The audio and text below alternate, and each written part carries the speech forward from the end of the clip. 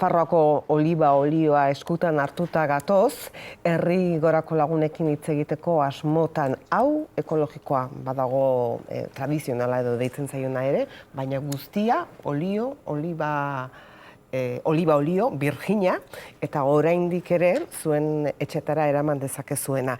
Gogoratzeko, herri gora Euskal Herria oinarri eta elkar lana duen ekimen bata, herritar ezberdinek osatzen duten ekimena, Nafarroa hegoaldea du ardatz, esango genduke, orain arte behintzat euskara ofiziala izan ez den zonaldean naiz eta berriki jakin dugun adibidez de ereduan hainbat eskola arituko direla datozen ikasturtean eta ziurrenik horrek ere aldaketarik ekarriko duen. Eremu horretakoak diren produktu propioak Euskal Herrira zabaltzen saiatzen da, euskaraz, euskaratik, euskararentzako, Euskal Herriarentzako. Eta egonak dira azpimarran orain baino lehenago, udaberri aldera edo datak orain ez ditut ziur gogoratzen, baina osatzen duten saskiarekin. Orain olioaz ari gara. Eta ekimena zabaltzen ari da, zabaltzen gero eta gehiago, eta gaur horren lekuko Peru Aranburu, beste batzutan ere gure gana etorri izan dako, Arratsaldeon Peru. Eta Oskar Busto saltzan dabil egun hauetan, batera eta bestera, olioaren kanpaina honekin. Aurtengo kanpaina otsailaren 19an hasi eta martxoaren 2an amaituko da. Beraz, garaiz gabiltzala esan genezake.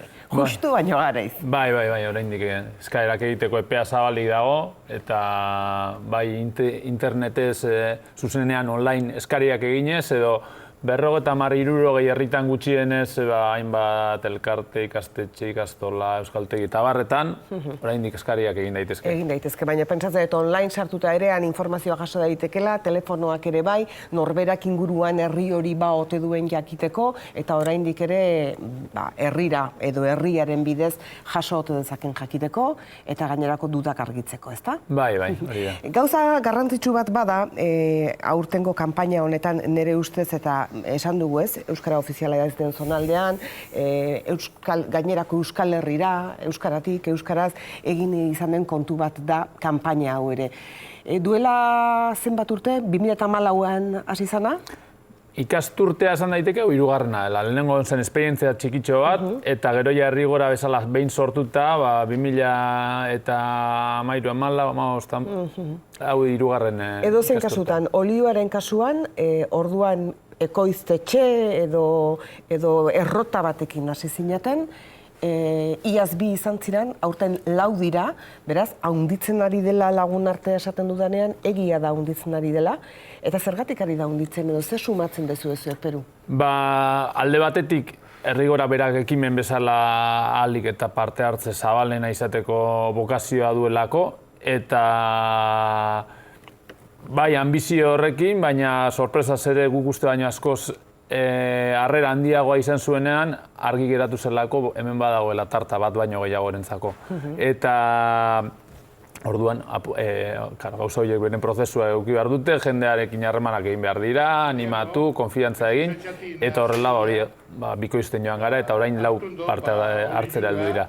Eta gainera, ja momentu honetan, ez bakarrik nahi dugulako jende asko parte hartzea. Errota bakar batentzako ere kopuru hauek handitsuak direlako. Edozein kasutan, neurri batean zuen ekimen honek nahikoa argi uzten duena da, politikoki egin den, urte askoz egin den ariketa batek zer nolako eragina izan duen Euskal Herri osoko harremanak eteteko, ezta? Seguru nago, oliozale asko, izango dutela interes ekonomikoa oso normala dan bezala, olioa egiten dute saltzeko. Eta zuek daukazue, askoz ere zabalago bat, ezta? Euskal Herriaren mapa bat erakustekoa, euskaratik erakustekoa, eta baina zer nolako eten, zer nolako lubaki sortu den, ezta? Bai, zentzu bietan gainera, segurazki bai Nafarroako beste eremu batzuetako eta Euskal Herriko beste probintzietako jende askok lehen, jakin ere zuen egingo Euskal Herrian olioa egiten denik. Pentsa, zelako gertu dagoen Nafarroa hegoaldea beste probintzietatik. Eta gero alderantziz, salmenta bidea topatzerako orduan, segurazki errestasun gehiago topatzen izan dituzte azkenengo urteetan, beste norabide batzuetan. Baina egia dena da, nahiko naturalidadez ehuntzen den harreman badela bertakotasuna, eta naiz eta ideologikoki eremu desberdinetako jendea egon, bai ekoizleen artean, bai konsumitzaileen artean, denek ikusten diotela onura bertakoa konsumitzeari, ekoizleak eta konsumitzaileak elkar ezagutzeari edo behintzat harreman estuagoa izateari, eta azken finean inguru hurbilean onura bat zentzu guztietan, sozialean, ekonomikoan, inguru giroari dagokienez egiteari. Baina honentzat guztiontzat eta zuentzat garrantzia handia du hau euskaratik eta euskaraz egiteak. Bai. Ez da esaten den gauza. Ez, herrigorak ekimen bezala argi dauka bere lan esparrua nun mugatzen den, eta hor euskerak ardatz bat izaten jarraitzen du. Egia da, beste kanpaina batzuetan gabon aurrean egiten denean esplizitoki ekarpen ekonomiko bat ere biltzen dela euskerarako, baina orain egiten den ariketa honetan... Saskiarekin, ez da? Lehen aipatu duen saskiarekin. Orain olioarekin eta gero da hemendik pare bat hilabetera maiatzean konservekin egiten den honetan, euskerarik bere tokia izatea, bere espazioa izatea garrantzizkoa izaten jarraitzen du. Eta kasu honetan, ekoizten den guztia euskeraz etiketatzen da. Eta horrek bere txikitasunean, bai asko erakusten du, eta bide bat zabaltzen du, eta harremanak egiteko eredu bat bai markatzen du. Euskara ikusgarri egiten du alde batetik, euskara ikusgarri egiten du Euskal Herri osoan, baita orain arte zonalde ez euskalduna erabat izan da horretan, eta ikusten hastea urrats bat da, eta hortik aurrera beste batzuk. Esango dugu aurten, okerrezpan dago, Kaskante, Ablitas, Arroitz, San Isidro del Pinarreko olioak izango ditugula, bat ekologikoa, hauxe, eta gainerakoak modu tradizionalean eginak, baina esan dudan bezala lehen, oliba, olio, Virginia direla kasu guztietan. Bai, denak dira oliba, olio, Virginia extra, bertako lehengaiarekin, bertako oliba edo azeitunekin egindako olibak, eta errotak lau dira, zuk esan dituzun lau herri horietakoa, Nafarroa aldea nahiko zabala eta eremua ere nahiko abarkatzen du, eta bi dira ekologikoak eta 3 konbentzionalak, lau etxe izan arren. Oskar Busto, arratsaldeon. Arratsaldeon. Oskar Busto zergatik dagoen hemen, herrigora produktuen banak eta ez talako gauza erraza ere, eta lehentxago Peruk esan digun bezala, hainbat herritan aurkitu dezakezuelako produktu hauek jasotzeko aukera, baina era berean internet bidez, webaren bidez ere egin dezakezuelako. Eta zure kasuan, Oskar, zu Gasteiz bezalako hiri batean ari zara hau mugitzen, baina ez zara mugitzaile edo olio banatzaile edo herrigoraren sustatzaile hutsa zentzu horretan, esan nahi nuke, AEK-atik, euskaratik eta euskarara eta herrigorak bere baitan biltzen dituen arlo guzti horiek batu nahian, ezta?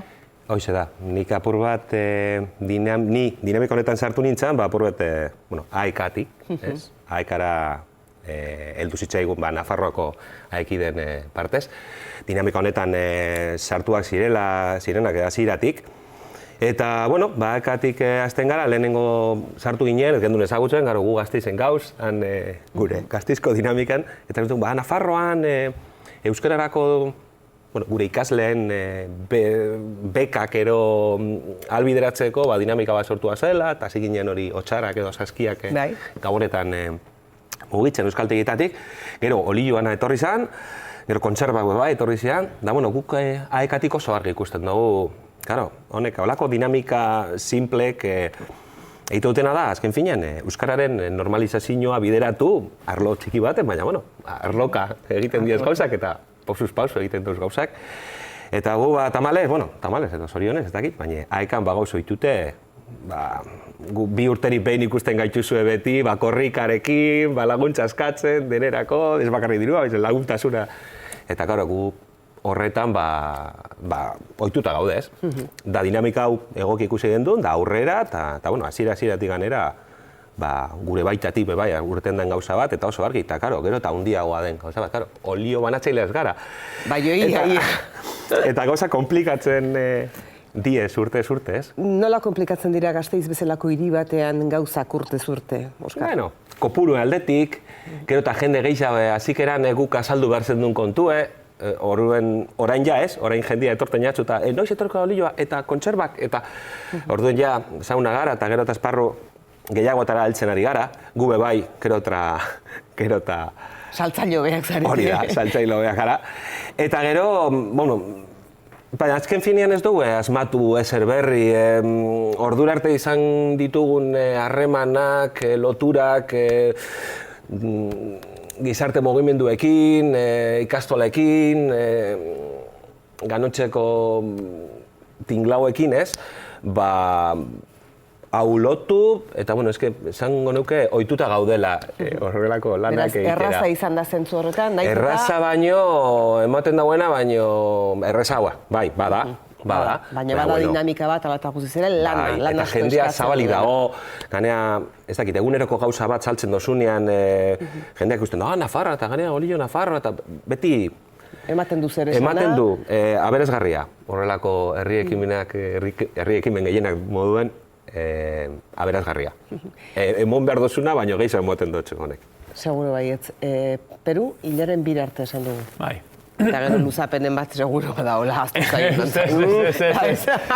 Esan duzu, gero nahiko komplikatu izaten da pentsa, Gasteizera, bastak joango diren, ez dakit, bosteun, ozeirun bidoi, denak sartuko iratoki baten, han gero banatuko dira konsumo elkarte batera, edo taberna batera, ez dakit nora, bakoitza bere bidoien bila, eta borondate on guztiarekin denok egiten dugu, hau, baina orden apur bat ez ba mantentzen. Matxoren bian bukatu da. Bai. Bueno, orduan esatea falta zaigun bakarra da, orain arte gogoratu ez denak, pentsatzen zuenak saskian bakarrik zela edo kontserbena zela olioarena ere badagoela, ekologikoa eta erarruntean egindakoa, Virginia Extra kasu guztietan, Errigorako web horrian sartu eta aurkituko dituela behar dituen argibide guztiak, Gasteiz inguruan baldin badabil oso horreixa dela, ze Oskar Bustori deitzearekin eta ekati pasatzearekin dana konponduta dagoela, eta gero tokian tokiko hainbat herritan ere egiten dela ekimena eta eskura egoten dela, ez dela zaila, lortzea interes pixka bat jarri. Garestia be. Garestia ere ez? Ez da, ez. Esan nahi duzu prezioa? Bai, 22 euro konbentzionalak, 5 litro, eta ekologikoak, okrez bano, 32 euro. Hau, saltzaile jarri da nitik. Bai, ganera. Peru Aramburu eta Oskar Busto eskerrik asko etortzeagatik, hilaren bira arte gogorazazue, hilaren bian amaitzen dela, eta ez dutela luzatuko hori ere argi geratu da, badauzkata honek bere 4.000. Eskerrik asko bioi, Errigorak beti du tokia azpimarran gogoratu, eta horri berriz ere. Eskerrik asko.